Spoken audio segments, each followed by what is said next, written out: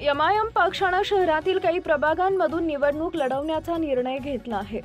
गंगापूर नगर परिषद सार्वत्रिक निवडणुकीच्या रिंगणात आता एमआयएम पक्षाने ही जोरदार तयारी सुरू केली आहे। नगराध्यक्ष पदासाठी सिरोज बागवान यांनी उमेदवारी अर्ज मिळणार आहे अशी चर्चा शहरात सुरू आहे।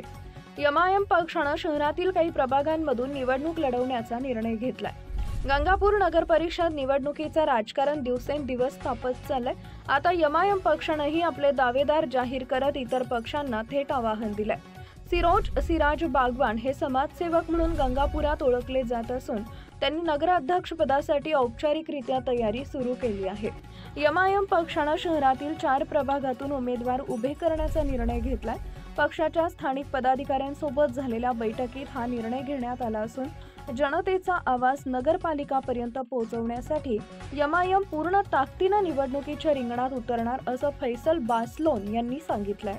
छत्रपती संभाजीनगर जिल्ह्यातील गंगापूर येथे आज आम्ही नगरपालिकाचे आवारामध्ये आलेले आहे। आज आमचे बरोबर आहे एमआयएमचे शहर अध्यक्ष जे खासदार इम्तियाज जलील यांनी जे त्यांची जबाबदारी दिलेली आहे नगरपालिकाची निवडणुकीची, आपण त्यांच्याकडून जाणून घेऊ।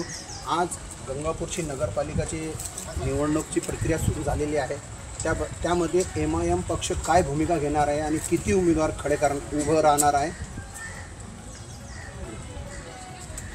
गंगापूर नगर परिषद जी निवडणूक लागलेली आहे त्याच्यामध्ये आम्ही जे पूर्ण उमेदवार उभा करणार आहे आणि आमचा नगराध्यक्ष बी उभा राहणार आहे। आमची तयारी चालू आहे। इच्छुक उमेदवाराचे फॉर्म बी आमच्या जवळ आलेले आहे।